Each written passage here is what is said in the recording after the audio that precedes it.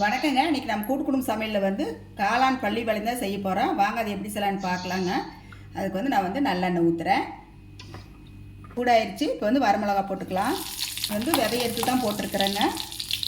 சின்ன வெங்காயம் போட்டுக்கலாங்க. கருவேப்பிலை வந்து ஒரு கொத்து போட்டுக்கலாங்க. இஞ்சி பூண்டு பேஸ்ட் வந்து கொஞ்சம் போட்டுக்கலாங்க. பொடியே நறுக்குன்னு தேங்காய் வந்து கொஞ்சம் போட்டுக்கலாங்க.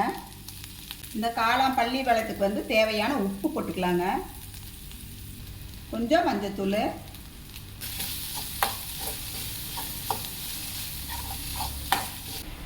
நான் வந்து ஒரு பாக்கெட் காளான் எடுத்துருக்குறேங்க. சுத்தம் பண்ணி பொடியாக அரிஞ்சு வச்சுருக்கிறேன் பாருங்கள். இந்த மாதிரி இதை போட்டுக்கலாங்க.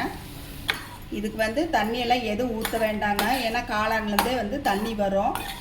எதுவும் ஊற்ற வேண்டியதில்லை. ஒரு 5 நிமிஷம் தட்டை போட்டு மூடி வைக்கலாங்க.